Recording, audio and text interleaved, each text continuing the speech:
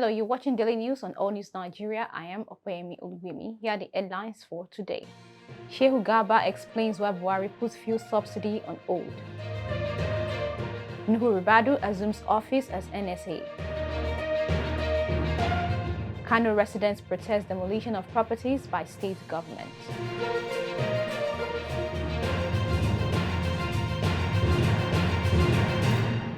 Welcome back. Now the news. Defender of the Buhari regime, SHEHU GARBA, has explained that the former president put petrol subsidy removal and the unification of the country's foreign exchange rates on hold for a better time. SHEHU made this known in a statement on Monday, June 26, 2023, exactly 4 weeks after President Bola Ahmed Tinubu took over from Buhari on May 29, 2023, and announced petrol subsidy removal with a litre of the vital commodity jumping from 184 naira to over 500 naira amid attendant economic pain. Justifying Buhari's actions, SHEHU noted that Buhari stalled on fuel subsidy removal for years to benefit APC, assuring them of victory in the last presidential election. He said the ruling party would have been thrown out of office if the decision on subsidy removal on premium motor spirit (PMS), known as petrol, was made. He lauded the timing of decisions to remove petrol subsidy and unify foreign exchange rates by the Tinubu administration, saying that the president and his deputy, Vice President Kashim Shettima, has done overwhelmingly well and have been most dexterous in managing the aftermath of the decisions by successfully avoiding any crisis. The former presidential spokesman reminded those with short memories that though his former boss, Buhari, did not remove petrol subsidy, he removed electricity subsidy, fertilizer subsidy, Hajj Christian pilgrim subsidies, diesel subsidy, aviation fuel subsidy, kerosene subsidy, amongst others. Similarly, the former governor of Bauchi State, Isaiah Guda, has averred that former President Muhammadu Buhari may not have removed fuel subsidy because of entrenched interest, or it could even be at the risk of his life, but the president of Nigeria is adequately protected. It could even be at the risk of his life. But at least the president of Nigeria is adequately protected. If I were him, I would have bitten the bullet and taken the decision. So let hell fall, because the poor man out there is suffering and dying of hunger. And we are busy feeding on them in collaboration with foreigners. Speaking of an interview on Monday, June 26, 2023, Isaiah Guda alleged that the fuel subsidy has mostly been a scam run by the Nigerian National Petroleum Company, NNPC, in conjunction with marketers and other stakeholders in the oil sector. IMF is pushing us, IMF is that, World Bank is... That is not the issue. In fact, I have one of my friends who is in the oil industry. We traveled to China with him, one of the presidents of Nigeria. He told me, my brother, because we were discussing the subsidy issue, say, I'm a member of the economic team of Mr. President. And when I went for a meeting, I told him, Mr. President, I called him by the side. I said, Mr. President, please remove this subsidy. He said, we are tired of making money.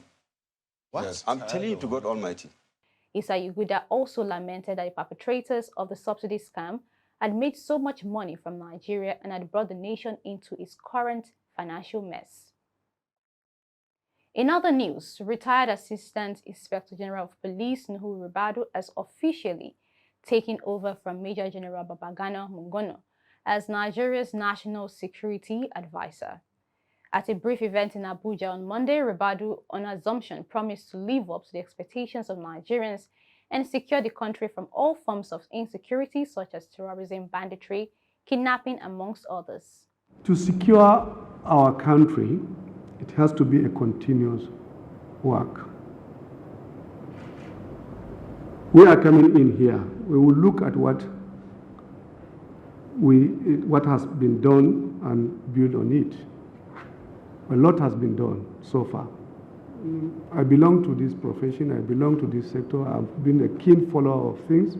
I know how things have improved in our country in the last 8 years. NUHU RIBADU, a pioneer chairman of the Economic and Financial Crimes Commission, EFCC, was previously appointed Special Advisor on Security to President Bola Ahmed Tinubu on June 15, 2023.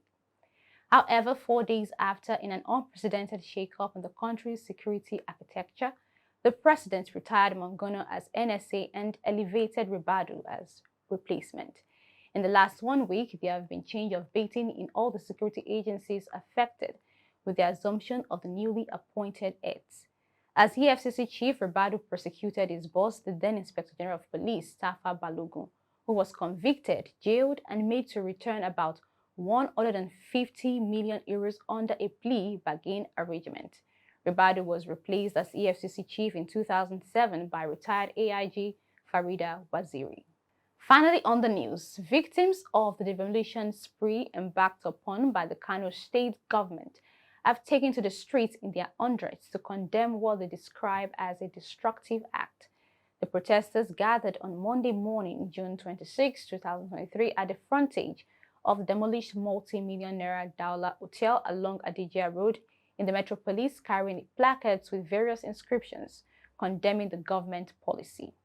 It's unfortunate that within 6 days in office, the perceived measure become the source of sorrow to many residents and indigenes of Kano State, who acquire land from the various administration or previous administration of Abdullahi Umar Ganduje, when the governor ordered demolition of the properties worth over 226 billion naira within 3 weeks in office.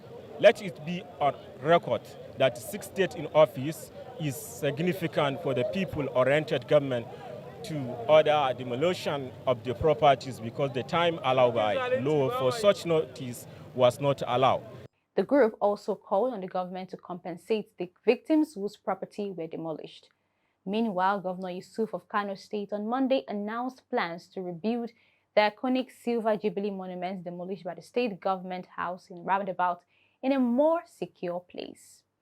And that's it on today's news. Keep up with All News Nigeria. Kindly follow us on all social media platforms displayed on the screen. I am Okoyemi Olubimi. Do have a lovely day.